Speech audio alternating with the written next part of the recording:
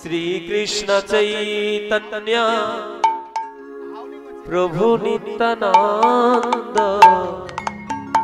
श्री अद्वैत गदाधर शिवासादि गौर भक्त वृंद। उलूध्वनि दिए प्रेम से श्री कृष्ण चैतन्य प्रभु नित्यानंद श्री अद्वैत गदाधर शिवासादि गौर भक्त वृंद।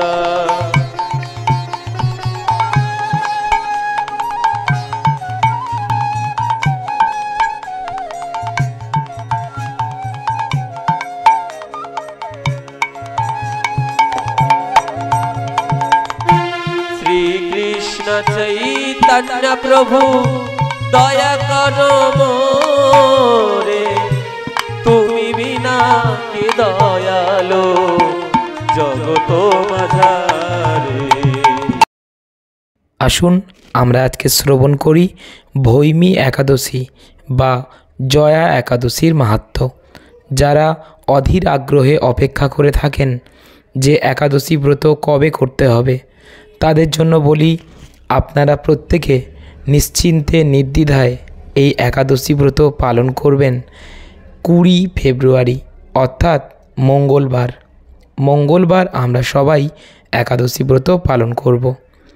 বিশেষ কারণে গলার অবস্থা খারাপ হওয়ার জন্য আজকে এইভাবে ভয়েস দিতে হচ্ছে, সবাই একটু কষ্ট করে শ্রবণ করবেন। আমরা প্রত্যেকেই জানি একাদশী ব্রত প্রত্যেকটি শ্রেষ্ঠ, কিন্তু তবুও আমরা অধীর আগ্রহে থাকি প্রত্যেকটি একাদশীর মাহাত্ম্য শ্রবণ করার জন্য। তাই এই ভিডিওর মধ্যে আপনারা একাদশীর মাহাত্ম্য শ্রবণ করতে পারবেন। আরও একটি কথা মন দিয়ে শুনুন, একাদশী ব্রত মঙ্গলবার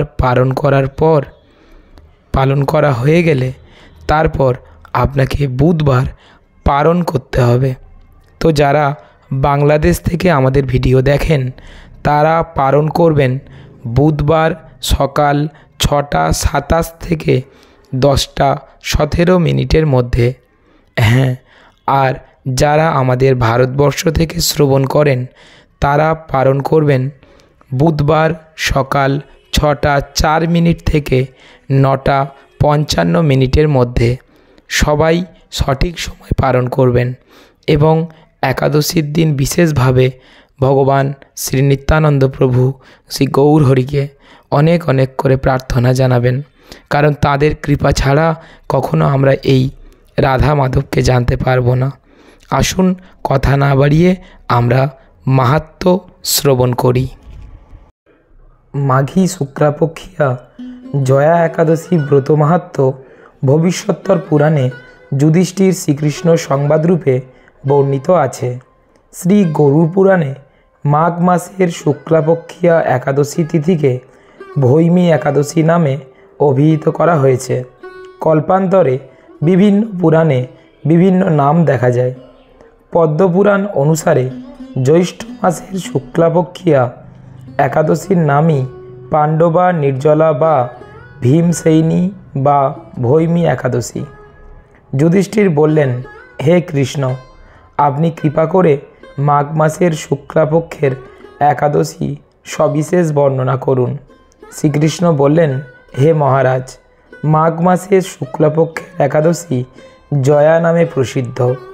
এই তিথি সর্বপাপ বিনাশিনী, সর্বশ্রেষ্ঠা, পবিত্রা, সর্বকাম ও মুক্তিপ্রদায়িনী। এই ব্রতের ফলে মানুষ কখনো প্রেতত্ব প্রাপ্তি হয় না। এই একাদশীর নিম্নরূপ উপাখ্যান শোনা যায়। একসময় স্বর্গলোকে ইন্দ্র রাজত্ব করছিলেন। সেখানে অন্য দেবতারাও বেশ সুখেই ছিলেন। তারা পারিজাত পুষ্পশোভিত নন্দনকাননে অপ্সরাদের সাথে বিহার করতেন। একদিন 50 কোটি অপ্সরা নায়ক দেবরাজ ইন্দ্র স্বেচ্ছায় আনন্দ ভরে তাদের নৃত্য করতে বললেন। নৃত্যের সাথে গন্ধর্বগণ গান করতে লাগলেন। পুষ্পদত্ত, চিত্রসেন প্রভৃতি প্রধান গন্ধর্বেরাও সেখানে উপস্থিত ছিলেন। চিত্রসেনের পত্নীর নাম মালিনী। পুষ্পবন্তী নামে তাদের এক কন্যা ছিল। পুষ্পদত্তের পুত্রের নাম মাল্যবান। এই মাল্যবান পুষ্পবন্তীর রূপে মুগ্ধ হয়েছিল।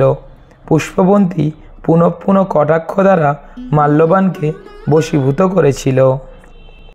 ইন্দ্রের প্রীতিবিধানের জন্য তারা দুজনেই নৃত্য গীতের সেই সভায় যোগদান করেছিল, কিন্তু একে অপরের প্রতি আকৃষ্ট থাকায় উভয়েরই চিত্ত বিভ্রান্ত হচ্ছিল। সেখানে তারা পরস্পর কেবল দৃষ্টিবদ্ধ অবস্থায় দাঁড়িয়ে থাকলো, ফলে গানের ক্রম বিপর্যয় ঘটল। তাদের এইরকম তাল মান ভঙ্গভাব দেখে তারা যে পরস্পর কামাসক্ত হয়েছে, দেবরাজ ইন্দ্র তা বুঝতে পারলেন। তখন ক্রোধবশে তিনি তাদের অভিশাপ দিলেন, রে মূঢ়, তোমরা আমার আজ্ঞা লঙ্ঘন করেছ, তোমাদের ধিক। এখনই তোমরা পিশাচযোনি লাভ করে মর্তলোকে নিজ দুষ্কর্মের ফল ভোগ করো। ইন্দ্রের অভিশাপে তারা দুজন দুঃখিত মনে হিমালয় পর্বতে বিচরণ করছিল। পিশাচত্ব প্রাপ্ত হওয়ায় তারা অত্যন্ত দুঃখ ভোগ করতে লাগলো। হিমালয়ের প্রচণ্ড শীতে কাতর হয়ে নিজেদের পূর্ব পরিচয় বিস্মৃত হলো। এইভাবে অতি কষ্টে সেখানে দিন যাপন করতে লাগলো। একদিন পিশাচ নিজ পত্নী পিশাচিকে বলল, সামান্য মাত্র পাপ করিনি, অথচ নরক যন্ত্রণার মতো পিশাচত্ব প্রাপ্ত হয়েছি। অতএব এখন থেকে আর কখনো কোনো পাপকর্ম করব না। এইভাবে চিন্তা করে তারা সেই পর্বতে মৃতপ্রায় বাস করতে লাগলো। মাল্যবান ও পুষ্পবন্তীর পূর্ব কোনো পুণ্যবশত সেই সময় মাঘী শুক্লপক্ষিয়া জয়া একাদশী তিথি উপস্থিত হলো। তারা একটি অশ্বৎ বৃক্ষতলে নিরাহারে নির্জলা অবস্থায় দিবানিশি যাপন করল। শীতের প্রকোপে অনিদ্রায় রাত্রি অতিবাহিত হলো। পরদিন সূর্যোদয়ে দ্বাদশী তিথি উপস্থিত হলো। জয়া একাদশীর দিন অনাহার ও রাত্রি জাগরণে তাদের ভক্তির অনুষ্ঠান পালিত হলো। এই ব্রত পালনের ফলে ভগবান বিষ্ণুর কৃপায় তাদের পিশাচত্ব দূর হলো। তারা দুজনেই তাদের পূর্বরূপ ফিরে পেল।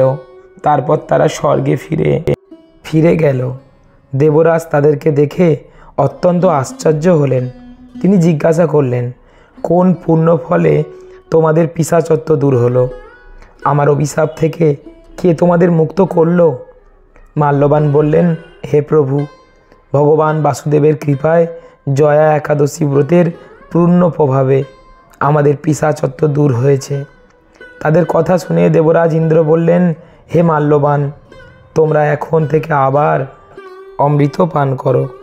একাদশী ব্রতে যারা আসক্ত এবং যারা কৃষ্ণ ভক্তি পরায়ণ, তারা আমাদেরও পূজ্য বলে জানবে। এই দেবলোকে তুমি পুষ্পবন্তীর সাথে সুখে বাস করো। হে মহারাজ, এই জয়াব্রত ব্রহ্ম হত্যাজনিত পাপকেও বিনাশ করে। এই ব্রত পালনে সমস্ত প্রকার দানের ফল লাভ হয়।